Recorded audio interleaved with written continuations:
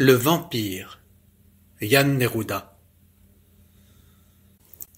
Le petit bateau à vapeur, qui fait journellement le service d'aller-retour entre Constantinople et les îles, nous ayant transportés sur la rive de Principo, nous mîmes pied à terre.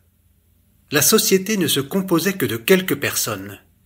Une famille polonaise, le père, la mère, la fille et le fiancé, puis nous deux. Je dois pourtant avouer, pour n'oublier personne, la présence d'un 7e voyageur. Sur le pont de bois, jeté au-dessus de la corne d'or de Stamboul, un Grec, jeune encore, s'était joint à nous. À en juger par un carton qu'il portait sous son bras, c'était un peintre. De longues boucles noires tombaient plus bas que ses épaules. Sa figure était pâle, et l'œil sombre s'enfonçait dans l'orbite. De prime abord, cet homme m'intéressa. Il était si serviable, et sa connaissance des endroits que nous visitions semblait très profonde. Puis il me sembla bavard, pas trop loquace, et après 10 minutes d'entretien, je me lassai de sa compagnie. Cette déconvenue me fit trouver d'autant plus agréable la famille polonaise. Les parents étaient de bonnes gens sincères, le fiancé jeune, élégant, avait les manières d'un homme du monde. Ils allaient à Principo pour y passer les mois d'été. La jeune fille, quelque peu souffrante, ayant besoin pour se remettre de se baigner dans cette air du midi. La jolie et pâle enfant relevait peut-être d'une grave maladie, ou bien elle en portait le germe en elle. Elle s'appuyait sur le bras de son fiancé, se reposait souvent à ses côtés, et alors une petite toux sèche interrompait plusieurs fois leur aimable chuchotement. Toutes les fois qu'elle toussait, son compagnon s'arrêtait de marcher, plein de prévenance et d'attention. Il la contemplait alors avec une pitié pleine de tendresse, et la jeune fille de relever les yeux vers lui, comme pour dire « Tu vois bien que ce n'est rien. Je suis heureuse. » Et naïfs, ils allaient croyant au bonheur et à la guérison. D'après les recommandations du Grec, qui se sépara aussitôt de nous sur le môle, la famille descendit dans un hôtel tenu par un Français. Sans occuper une situation trop élevée, cette maison offrait une vue des plus ravissantes, et, installée à l'européenne, était pourvue de tous les conforts modernes. Nous déjeunâmes de concert, et quand plus tard, la chaleur de midi fut un peu tombée, tout le monde gravit, en prenant et son temps et ses aises, la pente de la montagne jusqu'à un bosquet de pins d'où l'on pouvait jouir du panorama. À peine avions-nous découvert une place convenable et nous étions-nous installés, que le Grec fit son apparition de nouveau. Il salua légèrement, explora un moment le terrain et s'assit alors également, à quelques pas. Il ouvrit son carton et commença à dessiner. Je crois qu'il ne s'adosse au rocher que pour nous empêcher de suivre son dessin. Nous n'avons donc pas besoin de le regarder, dit le jeune Polonais.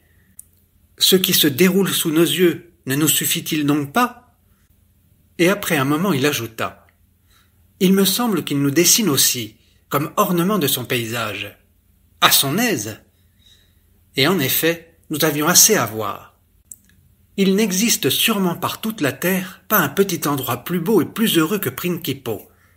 Irène, la martyre politique, contemporaine de Charlemagne, y passa 1 mois en exil. Vivre ici 1 mois entier, tout le reste de mon existence serait illuminé de ce souvenir. Je ne saurais donc oublier l'unique journée que j'ai consacrée à cette excursion.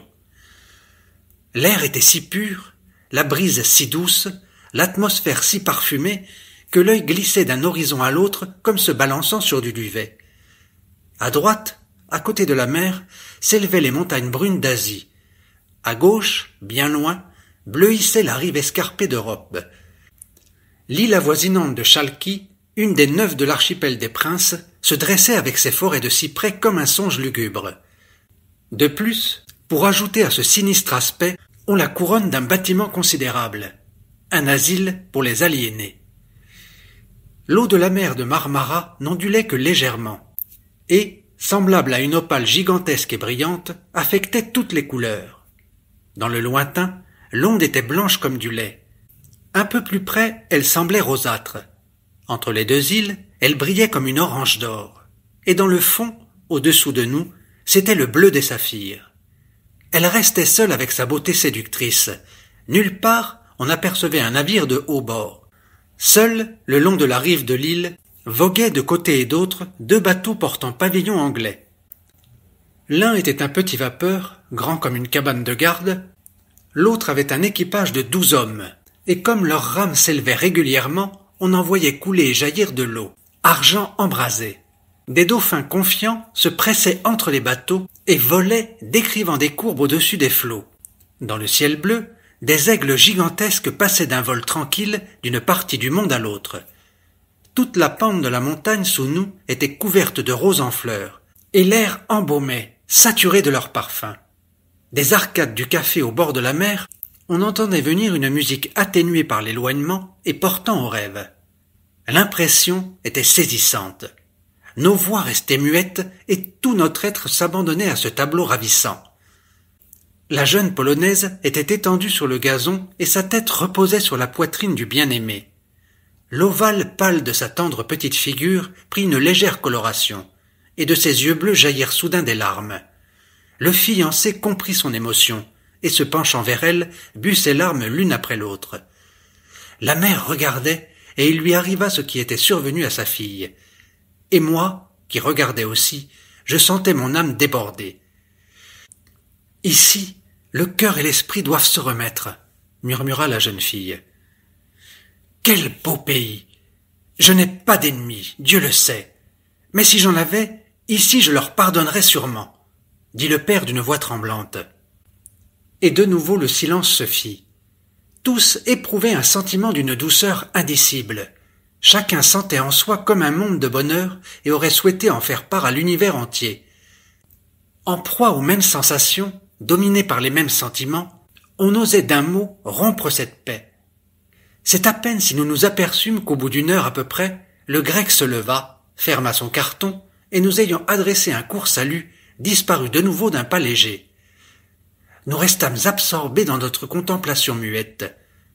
Enfin, après plusieurs heures, quand l'horizon prit déjà la couleur violette, si ravissante dans le midi des couchers de soleil, la mère exhorta au départ. Nous descendîmes lentement vers l'hôtel, lentement, mais d'un pas élastique, comme des enfants sans souci. À l'hôtel, nous nous assîmes à l'air, protégés par une marquise. À peine y étions-nous installés qu'on entendit sous le berceau retentir le bruit d'une dispute et d'injures échangées. Notre grec se disputait avec l'hôte. Nous écoutâmes pour nous divertir. La conversation ne dura pas très longtemps. « Si je n'avais point d'autres clients ici que des gens de la sorte !» gronda l'hôte en matière de conclusion. Et il monta l'escalier allant à nous. « Quel est ce monsieur, je vous prie ?» demanda le jeune Polonais lorsque l'hôte se fut avancé tout près de notre table. « Comment se nomme-t-il »« Eh, qui diable voulez-vous qui sache comment se nomme cet individu ?» continua de murmurer l'hôte, et il regarda mécontent au-dessus de la terrasse. « Pour nous, c'est le vampire. »« Un peintre, n'est-ce pas ?»« Vampire, vous dis-je. Propre métier. Il ne peint que des cadavres.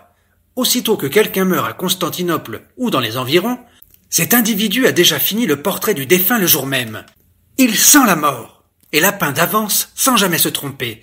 Le vautour !» La vieille polonaise poussa un cri d'effroi. Dans ses bras, sa fille venait de tomber évanouie, blanche comme un linge. Déjà, son fiancé avait sauté au bas des escaliers. Il saisit d'une main le grec à la gorge et tendit l'autre vers le carton. Nous le suivîmes en hâte. Les deux hommes roulaient déjà dans le sable. Du carton entr'ouvert, les feuilles de papier à dessin s'étaient échappées, et sur l'une d'elles se trouvait retracée d'une manière frappante la tête de la jeune polonaise, les yeux fermés, une couronne de myrte autour du front.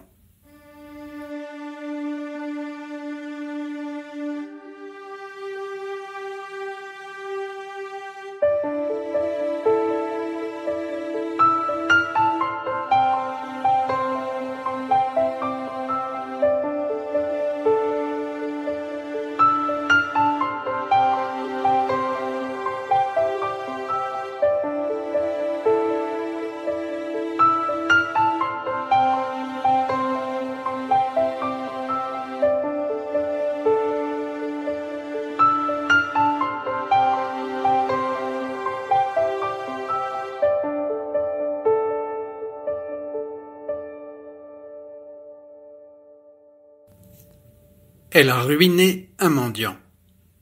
Jan Neruda. Je veux écrire une triste histoire, mais la figure de M. Wojtyszek m'apparaît comme une joyeuse enluminure.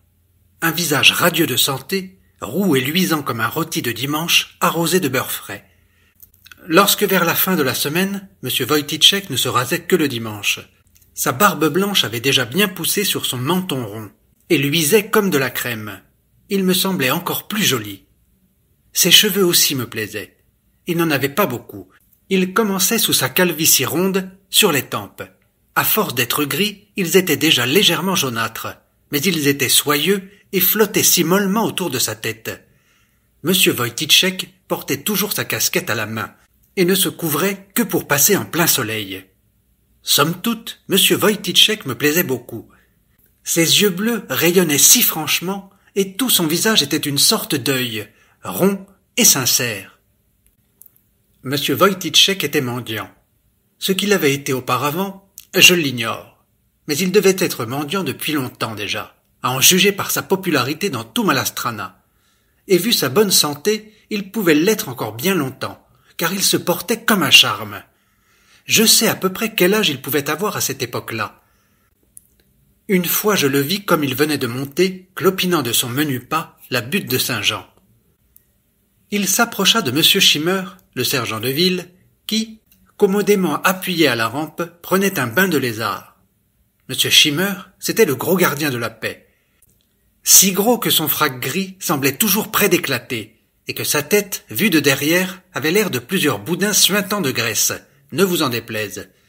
Son casque luisant balançait à chaque mouvement sur sa grosse tête, et quand il se mettait à courir après un gamin qui, effrontément et contre tout règlement, traversait la rue, la pipe allumée à la bouche, M. Schimmer était obligé de prendre vite son casque à la main. Et alors, nous autres enfants, nous rions et pirouettions sur une jambe, mais aussitôt qu'il nous avait regardés, nous faisions comme si de rien n'était. M. Schimmer était un Allemand de Schlucknoff. S'il vit encore, et je l'espère bien, je gage qu'il parle le tchèque toujours aussi mal qu'alors. Et voyez-vous, avait-il coutume de dire, je l'ai appris en un an. Cette fois-là, M. Wojtyszek mit sa casquette bleue sous son bras gauche, et de la main droite il explora les profondeurs de la poche de sa lévite grise. En même temps, il salua M. Schimmer qui bâillait, en disant « Dieu vous aide !» M. Schimmer le remercia, touchant le bord de son casque.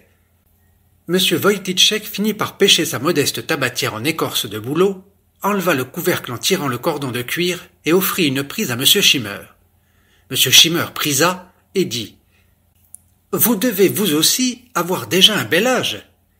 Quel âge avez-vous donc ?»« Ma foi, sourit M. Wojtyszek, il y aura bientôt 80 ans que mon père, pour se divertir, m'aura mis à la lumière. » L'attentif lecteur s'étonne sans doute que le mendiant, M. Wojtyszek, ait osé parler ainsi en camarade à M. le sergent de ville. Et encore faut-il se rappeler ce qu'était, à cette époque, un gardien de la paix. Ce n'était pas un numéro quelconque de 1 à 600, c'était M. Novak, M. Schimmer, M. Kedlinski et M. Weiss, qui s'alternaient pendant une journée pour la garde de notre rue. C'était le petit M. Novak de Slabetz, qui se tenait de préférence devant les épiciers, à cause du petit verre de prunelle, le gros M. Schimmer de Schlucknoff, puis M. Kedlinski de Witscherat, bourru mais bon enfant, et puis enfin M. Weiss de Rochemittal, un grand aux dents jaunes d'une longueur extraordinaire. On savait de chacun d'où il était, combien de temps il avait servi à l'armée et combien il avait d'enfants. Nous autres, enfants des voisins, nous nous empressions autour de chacun d'eux. Chacun d'eux connaissait tout le monde, hommes et femmes, et savait toujours dire aux mères où leurs enfants s'étaient égarés. Quand M. Weiss mourut en 1844, toute Ostrova Ulice assistait à son enterrement. Mais M. Wojtyszek, d'ailleurs, n'était pas un mendiant ordinaire. Il ne soignait même pas son extérieur de mendiant trop scrupuleusement. Il avait l'air assez propre, du moins au commencement de la semaine. Son foulard était toujours soigneusement noué autour de son cou. Il y avait çà et là une pièce à son vêtement, c'est vrai, mais de couleur assez bien assortie et non pas comme des morceaux de fer blanc cloués. Durant la semaine, il parcourait, en mendiant, tout Malastrana. Il avait accès partout, et dès que la ménagère entendait dehors sa voix douce, elle s'empressait de lui apporter ses 3 liards. Une pièce de 3 liards, c'était beaucoup à cette époque. Il mendiait du matin à midi. puis s'arrêtait à l'église Saint-Nicolas pour ouïr la messe de 11h30. Dans le voisinage de l'église, il ne mendiait jamais. Il ne s'occupait même jamais des mendiantes qui étaient plantées là. Puis, il allait manger quelque part. Il savait tour à tour où on lui laisserait un pot plein des restes du déjeuner. Il y avait quelque chose de pondéré, de paisible dans son existence et dans ses actions. Seul le cabaretier de notre maison, M. Herzl, ne lui donnait jamais un liard. M. Herzl n'était pas un homme grand, un peu chiche, mais cela allait. Au lieu d'une petite pièce, il lui versait toujours de sa tabatière un peu de tabac. Alors, c'était tous les samedis, ils avaient toujours la même conversation. « Hélas, monsieur Wojtitchek, les temps sont durs. »« Sûr qu'ils sont durs, et cela n'ira pas mieux avant que le lion du château ne s'asseye sur l'escarpolette de Vichrad. » Il parlait du lion du clocher de Saint-Guy. J'avoue que le mot de monsieur Wojtitchek m'intriguait beaucoup. En petit homme raisonnable, j'avais à cette époque déjà 8 ans. Je ne pouvais honnêtement douter que le dit lion ne fût capable, le jour de la foire, aussi bien que moi, de traverser le pont de pierre, d'aller jusqu'à Vichrad et de s'y asseoir sur l'escarpolette. Mais comment un meilleur temps devait en sortir? Voilà ce que je ne comprenais pas. Par une splendide journée de juin, M. Wojtitchek sortit de l'église Saint-Nicolas, se couvrit de sa casquette pour protéger sa tête contre le brûlant soleil et traversa lentement la place. Arrivé à la statue de la Trinité, il s'arrêta et s'assit sur une marche. Derrière lui, l'eau du bassin clapotait, sonore. Le soleil chauffait. Il faisait si bon. Il quêtait sans doute aujourd'hui son déjeuner en quelque maison où l'on ne se mettait à table que midi passé. À peine se fut-il assis qu'une des mendiantes de la porte de l'église Saint-Nicolas se leva et se dirigea de son côté. On l'appelait la vieille au million. Les autres mendiants promettaient que le bon Dieu rembourserait au centuple l'aumône qu'on leur faisait, mais elle allait tout droit aux millions et millions. Aussi, madame Hermanova, la femme du receveur, qui assistait à toutes les ventes aux enchères à Prague, ne donnait l'aumône qu'à elle seule. La million marchait droit ou boitait quand elle voulait. Maintenant, elle marchait droit, et directement vers M. Wojtchek, près de la statue. Ses jupes flottaient autour de ses jambes maigres, presque sans bruit. Le fichu bleu bien tiré sur le front se balançait de haut en bas. Son visage m'était toujours affreusement désagréable. Ce n'était que de menus rides pareilles à du fin vermicelle, convergeant vers la bouche et le nez pointu. Ses yeux étaient d'un vert jaune comme ceux d'un chat. Elle s'approcha de M. Wojtchek. « Seigneur Jésus-Christ soit loué !» fit-elle en minaudant. M. Wojtchek hocha la tête. La million s'assit à l'autre bout de la marche et éternua. « Brrr !» ajouta-t-elle. « Je n'aime pas le soleil. Il me fait éternuer. » M. Wojtitchek ne dit rien. La million retira son fichu en arrière. On voyait tout son visage. Elle clignotait des yeux comme un chat au soleil. Tantôt ils étaient fermés, tantôt ils brillaient sous le front comme deux points verts. La bouche se contractait toujours. Quand elle l'ouvrait, on voyait en avant dans la mâchoire supérieure une seule dent toute noire. « Monsieur Wojtitchek, reprit-elle, Monsieur Wojtitchek, moi je dis toujours, si vous vouliez... » Monsieur Wojtitchek se taisait. Il tourna seulement son visage vers elle et observa sa bouche. « Je dis toujours, oui, si monsieur Wojtitchek voulait, il pourrait nous dire où il y a de bonnes gens. » Monsieur Wojtitchek ne souffla mot. « Qu'avez-vous donc à me regarder si fixement ?» demanda la million un moment après. « Qu'est-ce que j'ai ?»« Cette dent. Je me demande pourquoi vous avez cette dent. »« Ah, cette dent !» soupira-t-elle et ajouta. « Vous savez que la perte d'une dent signifie toujours la perte d'un bon ami. Tous ceux qui me voulaient du bien et qui étaient sincères avec moi, tous sont déjà dans la tombe. Tous. Un seul est resté, mais je ne sais rien de lui. Je ne sais où il est ce mien bon ami que le Dieu miséricordieux n'a encore placé sur la route de ma vie. Oh, mon Dieu, je suis trop abandonné. » Monsieur Wojtitchek regardait devant lui et se taisait. Quelque chose comme un sourire, comme une joie, passa sur le visage de la mendiante. Mais ce quelque chose était laid. Elle fit la bouche pointue, tout son visage se contracta pour ainsi dire vers ses lèvres, comme en queue de poire.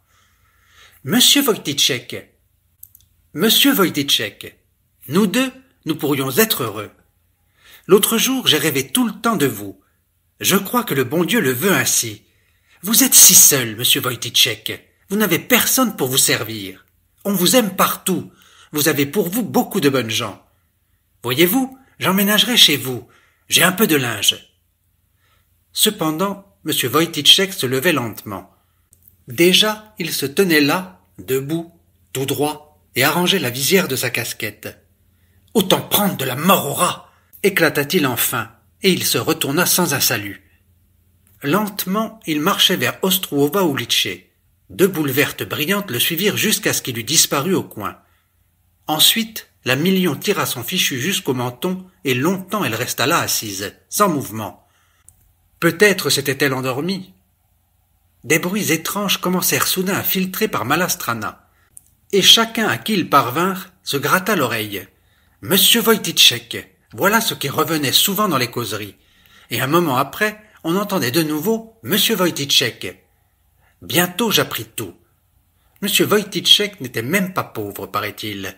Monsieur Wojtyszek possédait sur l'autre rive 2 maisons. Il n'était pas vrai qu'il demeurât quelque part au-dessous du château. Il se payait la tête des bons voisins de Malastrana, et depuis si longtemps. L'indignation vint. Les hommes se fâchaient, se sentaient offensés. Ils avaient honte d'avoir été crédules. « Vaurien !» disait l'un. « Au fait !» raisonnait un autre. « L'a-t-on jamais vu mendier le dimanche ? C'est qu'il le passait probablement dans son palais, à manger du rôti. » Les femmes hésitaient encore. Le bon visage de M. Wojtyszek leur semblait vraiment trop sincère. Mais vint la suite de ces rumeurs. Il aurait aussi 2 filles qui faisaient les demoiselles. Elles ne sortiraient que gantées et ne feraient que se promener en voiture à Stromovka. Cela fut décisif, même pour les femmes. Presque en 2 fois 24 heures, le sort de M. Wojtyszek fut changé. On lui refusait toutes les portes, sous prétexte que les temps étaient durs. Là où on lui laissait des restes de déjeuner, il entendit que rien n'était resté aujourd'hui. Ou bien, nous sommes de pauvres gens, nous avions seulement des petits pois à déjeuner, ce n'est pas pour vous. Les gamins sautillaient autour de lui et lui criaient « Monsieur le proprio! Monsieur le proprio !» J'étais un samedi devant la maison, et je vis M. Wojtyszek qui s'approchait. M. Herzl se tenait comme d'habitude devant la maison avec son tablier blanc, accoudé contre le montant de la porte. Involontairement, par une sorte de peur inexplicable, j'entrai en courant dans la maison, et me cachai derrière l'épaisse porte. Par les fentes des gonds, je voyais M. Wojtyszek qui s'approchait. Sa casquette tremblait dans ses mains. Il ne venait pas avec son gai sourire de jadis.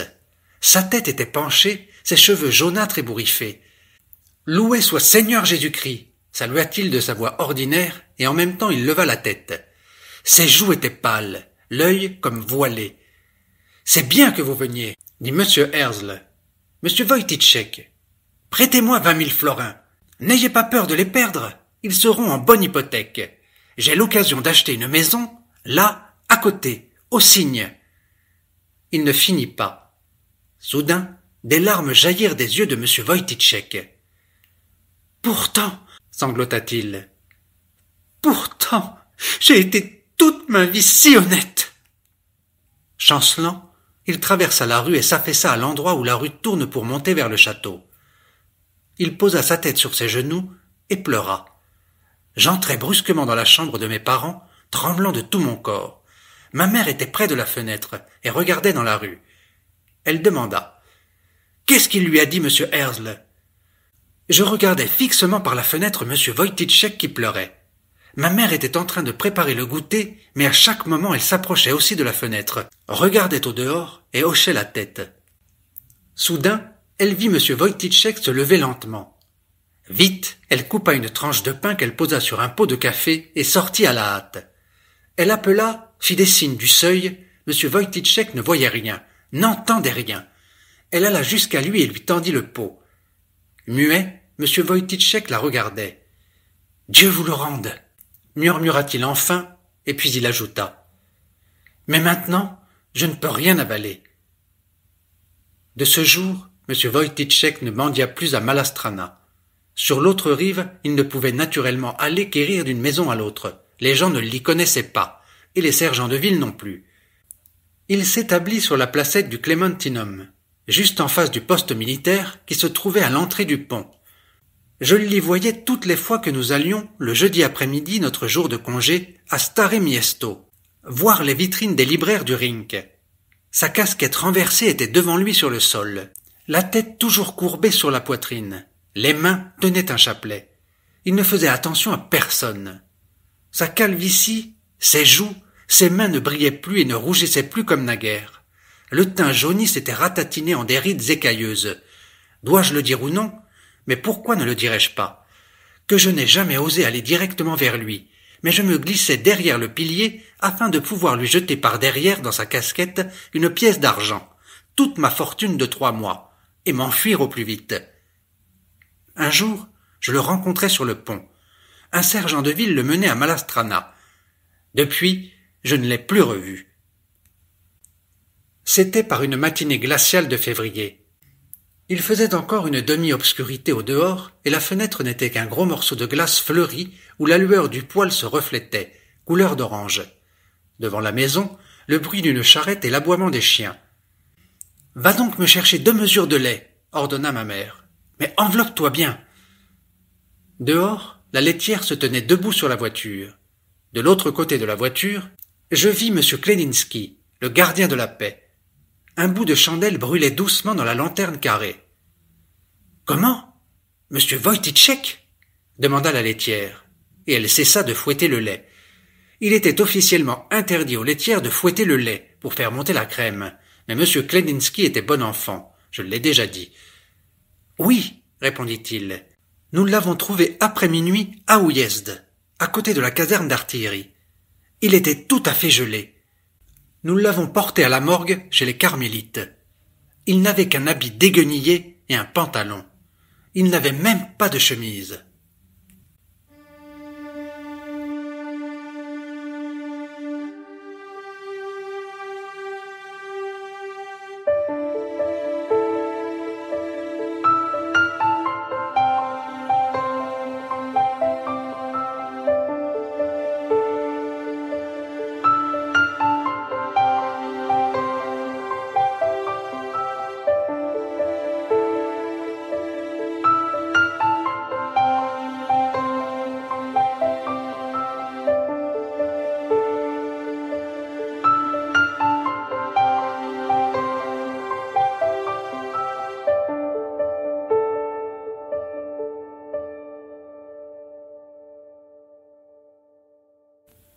La messe de Saint Venceslas, Jan Neruda. J'étais blotti dans une encoignure du sombre escalier conduisant à la tribune d'orgue où j'attendais impatiemment la clôture des portes. Il commençait à faire sombre. Je distinguais néanmoins à travers la grille, au bas de l'escalier, la silhouette de la tombe de Saint Jean Népomucène et, du côté opposé, la porte vitrée de la sacristie. On ne voyait personne. Le peu de fidèles venus ce soir-là au sein étaient depuis longtemps partis. La grande nef, déserte, me semblait immense. Il y avait cependant quelqu'un encore. Une ombre légère se dessinait à côté de l'autel de Saint-Jean, et, en regardant bien, il me semblait reconnaître en cette forme immobile, pliée en deux, ma mère. Elle priait et semblait ne pas entendre le pas traînant du bedeau qui secouait à chaque pas son lourd trousseau de clés. Il s'arrêtait de temps en temps, écoutant avec attention, et puis, aucun bruit suspect n'étant parvenu à son oreille, il continuait sa monotone tournée. Ma mère ne se leva que lorsqu'il fut tout près. Alors, elle se signa et s'éloigna en hâte vers la sacristie. J'entendis encore quelque temps le lourd pas du bedeau et le cliquetis des clés secouées. Puis, la porte de la sacristie se ferma et tout tomba dans le plus profond silence. Je me sentis légèrement ému de ce silence de mort qui s'établit alors autour de moi. Mon cœur battait plus fort que d'habitude, mais ce ne fut qu'un moment. Je fermai vite la grille et montai au premier où j'écoutais un instant si la porte de la sacristie restait fermée. Comme tous les enfants de chœur, je croyais que le soir venu, on lâchait dans la nef des chiens affectés à la garde nocturne de la cathédrale. Bien que nul de nous n'eût jamais aperçu l'ombre de ces singuliers gardiens, notre vive imagination aidant, nous croyions ces matins presque aussi féroces et aussi terribles que le gros poil ras que nous voyions se traîner à l'ombre du roi Venceslas, sur un vieux tableau suspendu derrière le maître-autel. C'était pour ne pas faire connaissance avec les griffes et les dents de ces bêtes peu commodes que je m'étais tant pressé de fermer la grille de l'escalier. Comme c'était fait, je me sentais tranquille. Je n'avais plus rien à craindre, puisque je ne devais quitter l'église que le lendemain matin, quand les chiens seraient partis. Cette nuit, j'étais décidé à la passer dans le sanctuaire pour assister à minuit à la messe que saint Venceslas célébrait, comme je l'avais entendu dire dans la chapelle portant son nom. Voici comment j'ai appris ce qui devait être un secret pour les simples mortels. Le sacristain Havel, que tout le monde au quartier appelait Dindon à cause de son nez Rubicon, était un de ces rares mortels qui, vivant depuis des années dans la familiarité des choses de l'Église, en savent plus long qu'on ne pense sur ce qui se passe à l'ombre des saintes images. Lié d'amitié avec mon père, il vient parfois deviser avec lui tout en dégustant un petit verre d'une fignolette dont ma mère a la recette. L'autre soir, voyant que j'étais occupé à mes devoirs de classe, il se crut moins tenu à la réserve qu'à l'ordinaire, et il en arriva à parler de la messe de saint Venceslas. Vous pensez si j'écoutais, n'en faisant cependant rien voir, car Havel, tout en causant, ne négligeait pas de jeter de temps en temps un regard de mon côté. C'est ainsi que j'ai appris ce qui pour le commun des mortels devait rester secret. Comme j'en avais parlé à mes amis, Pierre et Jacques, enfants de cœur comme moi, il fut décidé que nous assisterions chacun à son tour à la mystérieuse cérémonie. Ayant éventé la mèche, j'eus l'honneur de passer avant les deux autres. La chose n'était pas toutefois si simple qu'on aurait pu le croire. Il me fallait trouver avant tout un bon expédient pour ne pas donner inutilement l'éveil à mes parents. Je dis à ma mère que tante Marthe, qui habitait la vieille ville, serait contente si je passais l'après-midi avec le cousin Charles, un peu souffrant, pour le distraire. Je n'étais pourtant pas à mon aise, pensant à ma mère quand elle ne me verrait pas rentrer le soir. Je ne savais d'ailleurs que faire de mon temps. Tapi dans un petit coin, je m'abandonnais à mes réflexions dont je n'étais tiré que par l'horloge sonnant tous les quarts d'heure. Ce qui m'intriguait, c'était que je ne voyais pas venir les chiens. Aurait-on oublié de les lâcher, ou ne venait-il que lorsque la nuit était complètement tombée? Voilà ce que j'ignorais. C'était à la fin de novembre. La lumière filtrait faiblement à travers les vitraux. Le morne silence où le quartier de Saint-Guy est plongé, même en plein jour, n'était rompu que très rarement par les pas pressés de quelques habitants se hâtant de rentrer. Une fois, 2 personnes passèrent, qui se parlaient à haute voix. Je tendis l'oreille, mais en vain. Je ne compris rien. À un moment, je fus tiré de mes pensées par le bruit lointain d'un véhicule qui approchait. J'entendis les roues grincer et les chevaux frapper le sol des sabots. Les vitres commencèrent à tinter et je distinguai un cri étouffé d'oiseaux abrités sous le faîtage. Quelle joie! Quel bonheur que cette manifestation de vie! Pourtant, je n'avais pas peur. Qu'aurais-je d'ailleurs pu craindre? A-t-on jamais vu des spectres à l'église? Eh bien quoi? Malgré ces raisonnements, il me restait sur l'âme toujours une vague incertitude, que je ne parvenais pas à chasser. Pour vaincre ce sentiment, je m'appliquai à penser à la messe de minuit. Je priais pour que saint Venceslas m'accordât la grâce d'y officier comme enfant de chœur. Je promettais de faire bien attention que la sonnette ne tintât pas une seule fois de trop et de faire aucune faute aux réponses. J'étais tiré de ma prière par l'horloge qui sonnait 5 coups. 5 heures. Ce sera long, bien long encore. Ne pourrais-je pas essayer de récapituler les leçons? Je me rappelais que j'avais dans ma sacoche quelques cahiers et livres de classe. J'en sortis un et j'essayai de lire. Je n'allais pas loin. Je dus fermer le livre, ne pouvant pas distinguer les lettres. Soudain, j'entendis dehors des pas pressés s'arrêter au-dessous de la tribune d'orgue. Un long sifflement traversa l'air. Que signifie? Un signal? Ce furent mes camarades. Je reconnus la voix de Pierre, qui s'était attiré dans la matinée une verte semonce de monsieur le curé pour avoir renversé les burettes à l'office. Maintenant, c'est Jacques qui m'appelle. Je ne savais comment faire pour répondre, pour leur faire savoir que je les entendais. Ils se disputèrent entre eux, mais je ne pus deviner ce qu'ils avaient. Tout à coup, Pierre cria. « Jean, es-tu là? »« Réponds !» ajouta Paul. « Il n'y a personne ici. » J'étais dans un grand embarras, ne sachant que faire, quand j'entendis du côté du doyenné les pas d'un passant attardé qui mirent mes amis en fuite. J'attendis avec anxiété quelques moments. Peu après que le bruit des pas se fut éloigné, mes camarades revinrent et recommencèrent le jeu. Soudain, j'entendis frapper un coup à la fenêtre. Je ne respirais pas. Encore, c'était Pierre qui jetait du sable pour que je réponde. S'ils continuent ces imprudences, ils finiront par attirer l'attention de quelqu'un du voisinage, et je serai découvert. Je tremblais. Une forte voix d'homme se fit entendre dehors. Mes amis n'attendirent pas davantage. Ils partirent. Reviendront-ils? J'attendis quelques instants, mais rien ne bougea plus. Ils ne retournèrent pas. C'était fini. Je me trouvais donc séparé du dehors, abandonné à moi-même. Une tristesse indéfinissable m'envahit. Je remis mes livres dans ma sacoche et je regardais devant moi, dans le cœur plongé en demi-obscurité. De ci de là, je discernais des objets bien connus. Les hauts piliers et les autels latéraux paraissaient couverts de draperies violettes, comme pendant la semaine de Pâques. Pour mieux voir, je me penchai sur le rebord de la balustrade. J'aperçus à droite, près de l'oratoire royal, une faible lueur. C'était la lampe éternelle du mineur en pierre, suspendue à mi-corps dans le vide.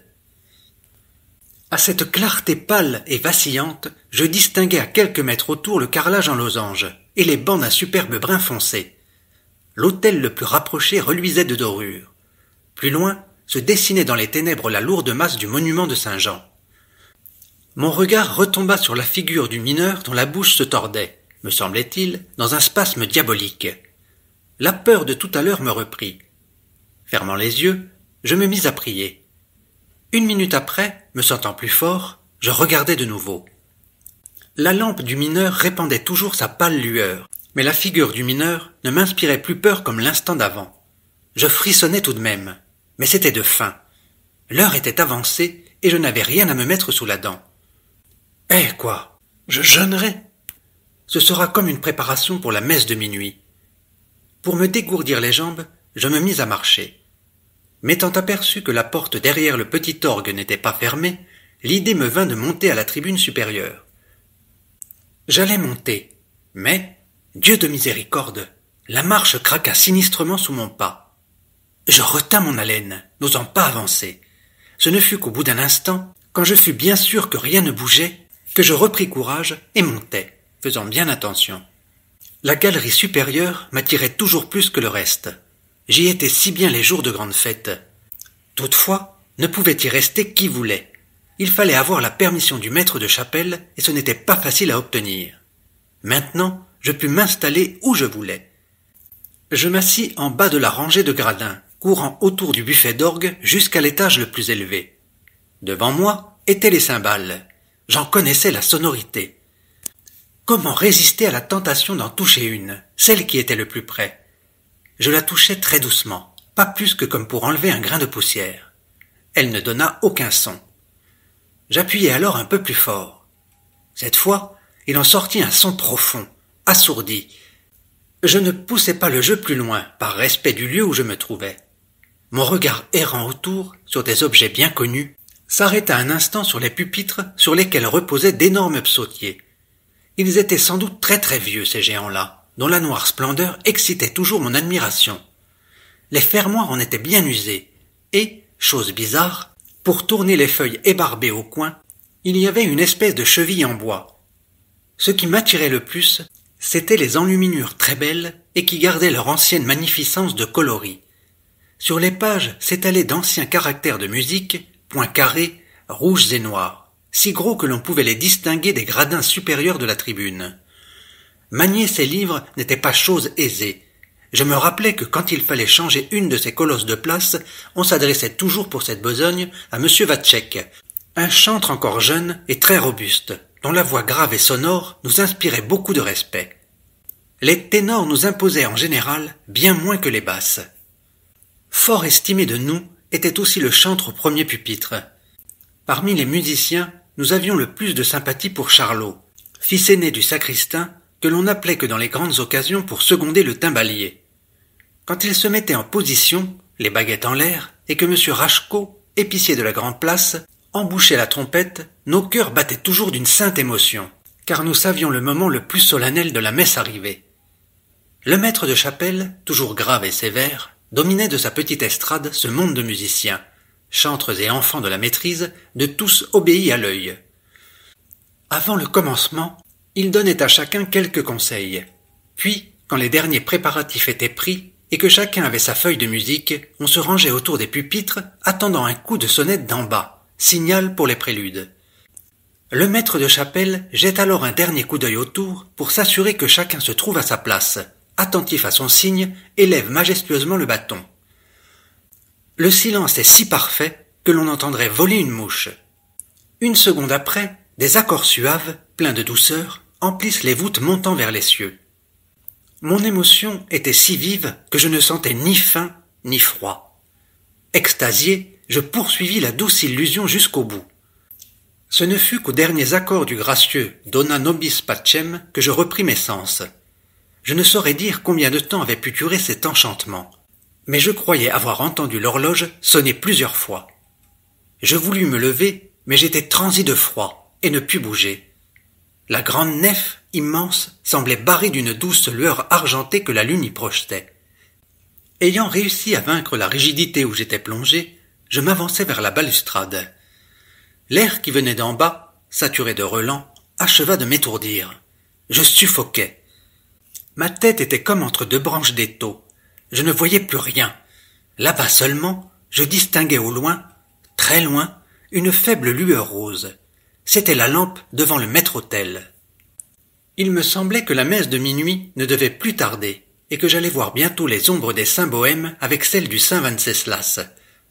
La question que je ne parvenais pas à résoudre était de savoir si l'on entendrait les cloches sonner quand le cortège se mettrait en marche. Un autre point qui ne cessait de me préoccuper était de deviner dans quel ordre le cortège se développerait. À la tête, il y aurait probablement 2 porte-lampes, comme au salut. Ils avaient dans mon imagination les formes des 2 anges aux ailes déployées, comme ceux que l'on voit au-dessus du sarcophage de Saint Jean. Immédiatement après, suivraient les chantres, tous très vieux et courbés, puis viendraient peut-être les rois et les reines de la famille de Luxembourg, dont on voit les bustes dans les niches du triforium. Derrière eux prendraient rang les anciens chanoines de Saint-Guy. À ce propos, un doute affreux me tourmentait. Les chanoines du chapitre actuel y seraient-ils compris, eux aussi? Seraient-ils dignes de ce grand honneur? Et s'il en était ainsi, monseigneur Pessina serait-il du nombre? Je ne pouvais oublier la taloche dont il m'avait gratifié l'autre jour, quand j'avais porté un peu de travers la lanterne suspendue à la hampe. J'avais de même en fraîche mémoire l'âne batté qu'il me donna lorsque, sonnant pour la première fois au salut et me trompant de corde, je mis en branle le tocsin. Non, je ne voyais pas la place de monseigneur Pessina dans le cortège. En revanche, j'étais certain que la cérémonie ne se passerait pas sans l'assistance des grands et nobles seigneurs dont les effigies tapissent les murs des chapelles absidiales. Puis après, viendraient les archevêques avec saint Jean Népomucène, entourés de ses anges d'argent, et la phalange de vaillants chevaliers, capitaines qui dorment sous les dalles de la cathédrale. Enfin seul, grave, majestueux, saint Venceslas portant un calice d'or. Du dessous de son casque d'airain ébréché d'un côté s'échappent de magnifiques boucles blondes tombant sur ses épaules. Il a sa légendaire cotte de maille couverte d'un surplis de soie blanche. Son port, sa figure, son regard respirent une sérénité divine. Je ne pus poursuivre cette vision plus loin, car, repris de froid, je tombais du marchepied où j'étais accroupi. J'étais transi à tel point que je ne sentais ni bras ni jambes. J'avais la tête lourde et la gorge sèche. Je me mis à pleurer. Dans les vastes espaces ténébreux et silencieux, mes sanglots résonnaient lugubrement. J'eus peur d'être seul, loin de toute manifestation de vie. À ce moment de désespoir, un bruit à peine perceptible parvint à mon oreille. Ce fut à l'étage supérieur. Étonné, je retins mon souffle pour mieux écouter. Je saisis encore le même bruit léger au-dessus de moi. Un pépiment d'oiseau. Vrai, je ne suis pas tout seul, comme je pensais tout à l'heure. Un être vivant est là qui partage ma solitude. Un passereau dont le nid était peut-être à ma portée, en haut, sous le faîtage. Je ne pus résister au désir de monter pour voir. J'escaladai le buffet et, arrivé au gradin supérieur, j'étendis la main. Là, je le tiens. Plus de peur, je suis sauvé. Le pauvre Pierrot se débattait furieusement, criait, me piquait au doigt, mais je ne lâchais pas ma proie. Je caressais le petit prisonnier qui me tenait la main délicieusement chaude. Mais dis donc, tu ne voudras pas te démener toujours comme ça, hein? Pourquoi avoir peur de moi? Je ne te ferai pas de mal, va. D'ailleurs, ce n'est pas pour longtemps que tu seras privé de la liberté. Minuit venu, je te relâcherai. Sois donc plus raisonnable. Calme-toi, là. En dorlotant l'oiseau toujours un peu rebelle, je m'étendis au bas du buffet d'orgue. J'étais bien comme ça, tenant l'oiseau contre la poitrine. Content, j'étais très content. J'attendrais et compterais les coups quand l'horloge sonnerait. Étant juste en face de la verrière qui donne jour à la chapelle de Saint-Wenceslas, je ne pouvais en aucune façon manquer la messe de minuit. Je ne sais combien de temps je demeurai dans cette attente, mais lorsque, à un moment donné, je regardais devant moi, je remarquai que la nuit était moins épaisse et qu'une lueur pâle s'élevait au fond. Précisément l'horloge sonnait. Je voulus compter les coups qui roulaient lugubres dans le silence, mais je ressentis alors une violente douleur à la tête. La douleur augmenta quand j'essayais d'ouvrir les yeux. C'était comme une vive brûlure. J'étais couché, le bras replié sur la poitrine, mais le moineau que je croyais tenir était parti. Comment avait-il pu s'échapper sans que je m'en fusse aperçu? Énigme. Je réussis enfin à ouvrir les yeux. La verrière en face était éclairée. Il en venait des sons d'un chant doux et pieux. J'écoutais. Mais je connais cette mélodie. Il n'y a pas de doute. C'est le chant de l'office du matin. Le Rorate Coeli. Pris d'un terrible doute, je battis l'air de mes bras pour m'arracher à ma torpeur. Je me levai et, titubant, je gagnai la balustrade pour voir. Qui vois-je? Monsieur le curé qui allait lire l'Évangile. À gauche de l'autel, à sa place habituelle, ma mère, qui, une vraie image de la douleur, levait les yeux vers Saint-Wenceslas. Elle n'était pas seule dans le banc. Il y avait à côté d'elle une autre forme noire, en laquelle je reconnus ma tante Marthe. Je compris. Honteux de n'avoir pas mieux résisté au sommeil, bourrelé d'avoir causé de grands soucis à mes parents, je me sentais fort malheureux. Ma première pensée fut de me jeter aux pieds de ma mère. Quand l'office toucha à sa fin, je descendis et me glissai dehors. Il faisait encore sombre. Une pluie fine tombait glaciale. Grelottant, la tête basse, je guettais ma mère à la sortie. Et quand j'aperçus sa figure dans l'embrasure de la porte, je m'empressai de couvrir sa main ridée de chauds baisers.